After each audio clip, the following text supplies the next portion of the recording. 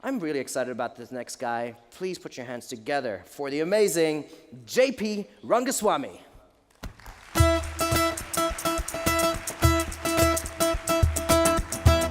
Enjoy. Thank you, Randy. Good afternoon. When Felix, one of the organizers, asked me whether I'd speak over here, part of what I wanted to do was it gave me a perfect opportunity to look back on 40 years of working in an industry and seeing whether diversity and inclusion have been helped or not and what we can do about it. So I just want to frame some of these thoughts with you. I'm not going to use any notes. For those of you who are seriously addicted to PowerPoint, I have to disappoint you. No slides either. But let me start with this, I was born a foreigner. My grandfather migrated 1,500 miles from where I came from. My father was born there. I was born there. And so my name told everybody else in Calcutta that I didn't come from there. And when I went down to Madras, or the area where my family meant to come from, my skin color and my accent told them I wasn't from there. So I got quite used to being a born foreigner, and I felt I had a reasonable position on inclusion, enfranchisement, diversity as a result, and I'm going to share some of that with you. Let me start with this. Who are you? Where do you come from? What did you eat? Who did you meet? What are you about? These are the kind of questions we ask ourselves. We never ask it about the food that enters us, or we've spent a long time trying to get those answers, and soon we'll have to consider what those answers are for artificial intelligence or for robots. Because these same statements of who are you, who do you represent, where do you come from, who have you met, what have you eaten, it's as meaningful to look at it from the viewpoint of being an AI system. It's as important to look at labeling in that form when it comes to products that you touch. And don't we live in a strange world where product privacy is apparently more important than human privacy? Because we're all very, very relaxed about what information we provide, about who we are. But if I change the we to a product or a service, or if I change the we to a robot or a system, then these same questions don't seem to matter. Right? Have we reached the stage where product privacy is more important than personal privacy? And how did we ever get into that position? Thinking about that, where I came to, you forgive me if I walk up and down, it's the way I talk, and I hope it doesn't distract you. Trying to ponder about how we could get into a position where we concentrated more about identifying things to do with us and sharing them, rather than identifying things to do with inanimate things that we touched. I had to sort of at least come up with one possible explanation as to why that would be the case. Because I don't start with a perception that humans are evil, right? That we want to sort of burrow into each other's knowledge. I'm still used to the idea that, we grew up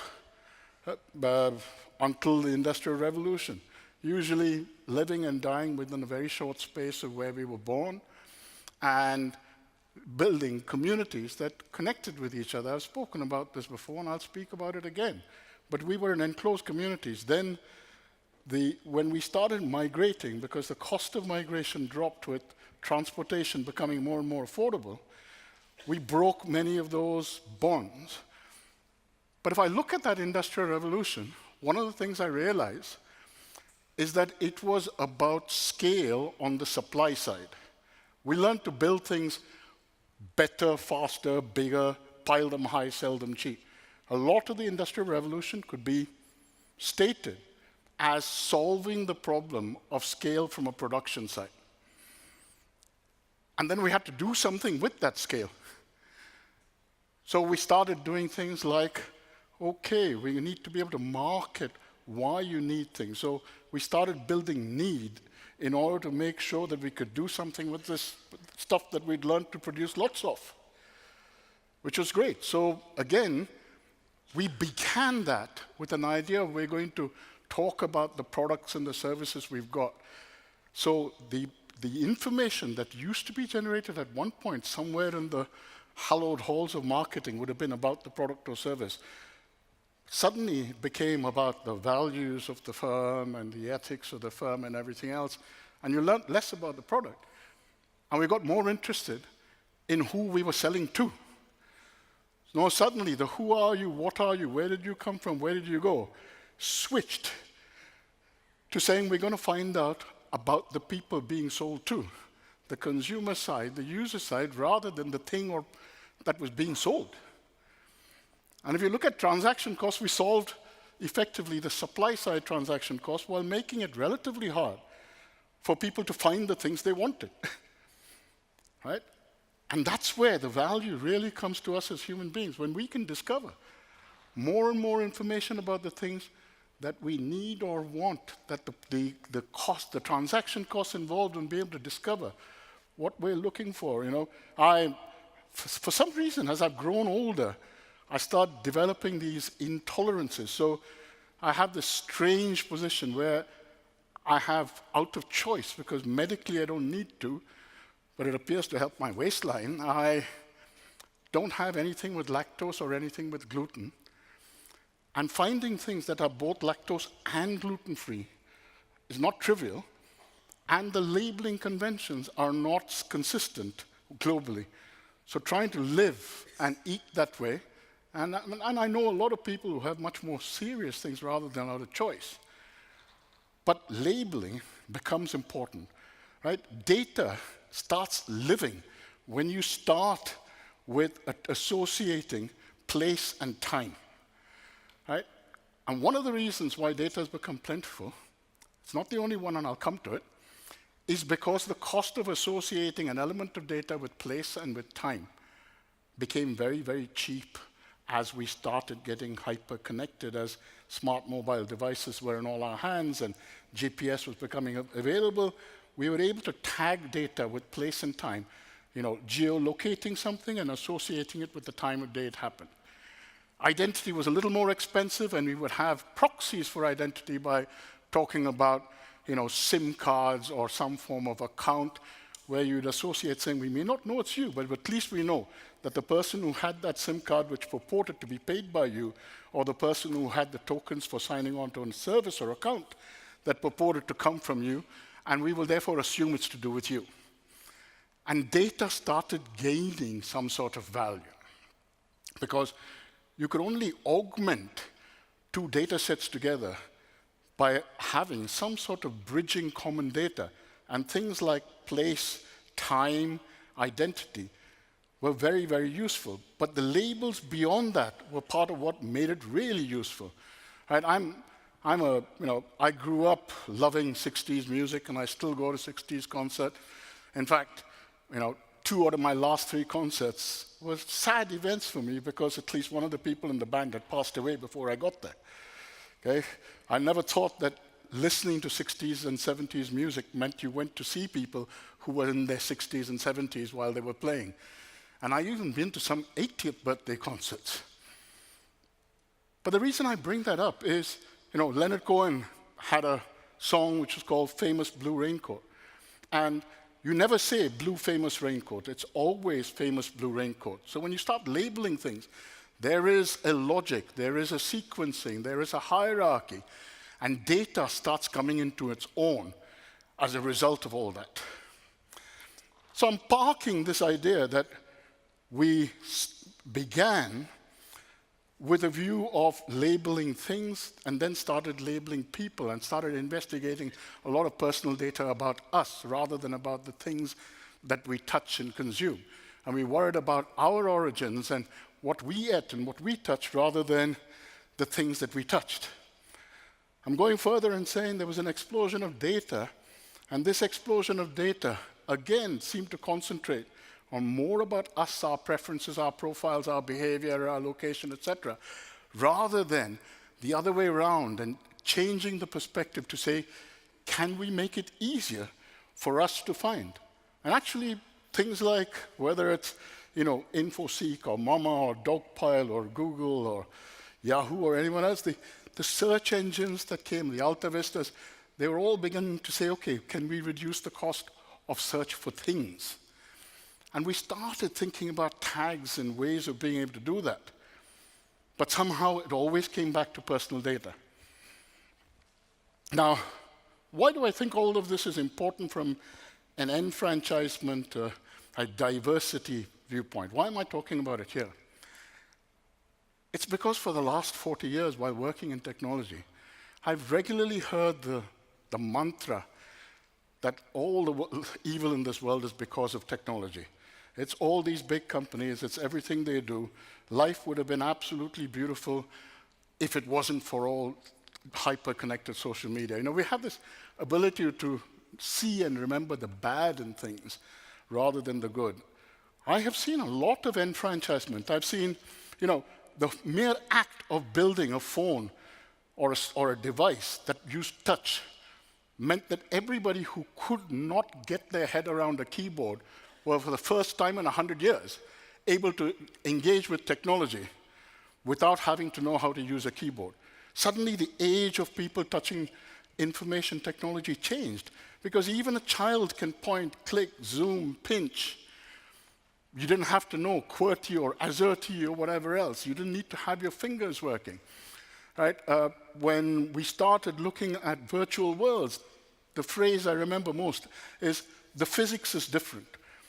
Because a newbie who was normally able found it much harder to deal with using a virtual world service than people who wouldn't be able to even have normal mobility otherwise, and who now said, I can move, I can fly. Okay? Technology has its ability to be able to empower us as well. And yet we live in an environment where the Gini index would suggest inclusion is actually getting hard, that we have more and more sort of inequality growing in this environment. So is it true that the institutions that we have come up with, at least that I've been party to if I've spent 40 years in the technology world, these institutions are not solving for anything that I don't have to think about saying, well, I know that for people with challenges in sight, even simple things like being able to change the font size, changing the lighting has made a difference, the ability to be able to hear things. One of the first startups that made me smile, 10, 12 years ago, was finding out what someone was associating the not just tweets, but even before that, Foursquare kind of locations, with someone being able to get a message into their ears to say, by the way, watch out for steps over here. By the way, be careful, this is not a good place to cross. Right? Those sort of messages that were data connected to a physical location being shared. I've never driven in my life. And when I go to places, just the Uberization of being able to book a cab, being able to explain where I am without knowing where I am, being able to pay for it without having to flash cash in neighborhoods that I don't know about, knowing that something is actually coming to pick me up. Right? Because if you go to an American mall, and I've had children, the children are all grown now, but when I was younger and I went to America, try describing, if you're not from America, which particular exit at which level you come out at in order to get a cab. I mean, these things are incredibly difficult if you don't have all the experience. So why do I still, is it all black? Is it, that all technology is just driving us into this dystopian state? Or is something really going to be able to change as a result of the various improvements in technology, aided and abetted by the right policies, aided and abetted by being able to have the right community engagement and interest, not through necessarily just big firms alone. But the opportunity I think we have is to be able to say, you know what, instead of all of us collecting information on each other, or being party principally to collecting information about each other, can we all become human sensors of waste? Okay? We're all connected. We're all able to become sensors and actuators. We have 4 or 5 billion human sensor capabilities, attaching intelligence to the way data is collected.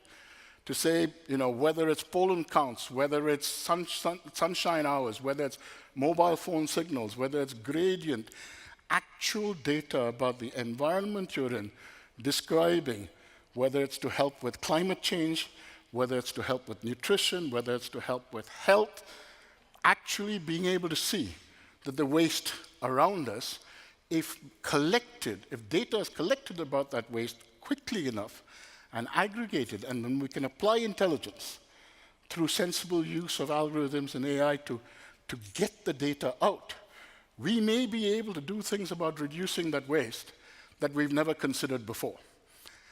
And that waste is often the barrier to being able to enfranchise people, to be able to create the diverse environments we want.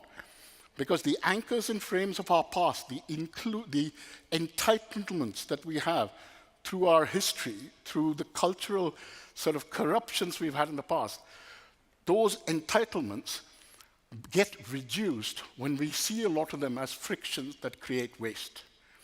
I was very taken with a startup I heard about amongst a set of villages in India, where the problem those villagers had in 5 villages was that they had no idea when they'd have water, because the water supply in that area was based on very old infrastructure. It was breaking. The utility that was managing it couldn't cope. So you didn't know from one day to the other when water arrived. And something as simple as water meant, whether it's your hygiene, your sanitation, your food, your cooking, your attitude to life, your well-being was all affected.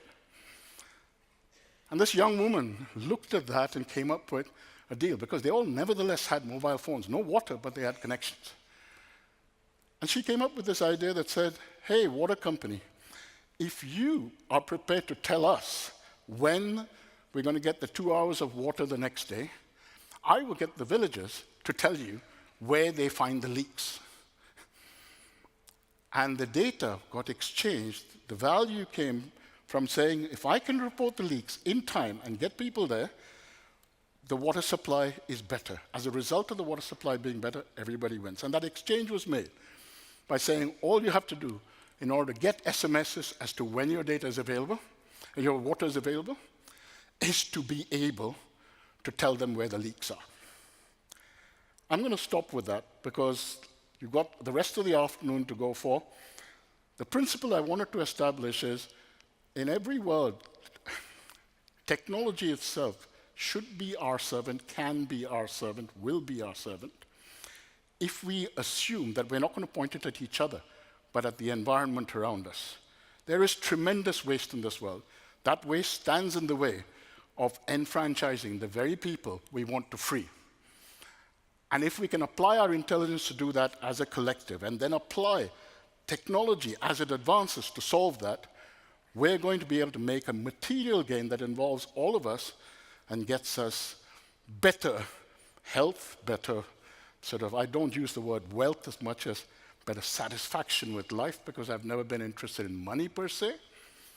And most importantly, allows for a level playing field so that my grandchildren and their grandchildren can look forward to a better life. Thank you for your time.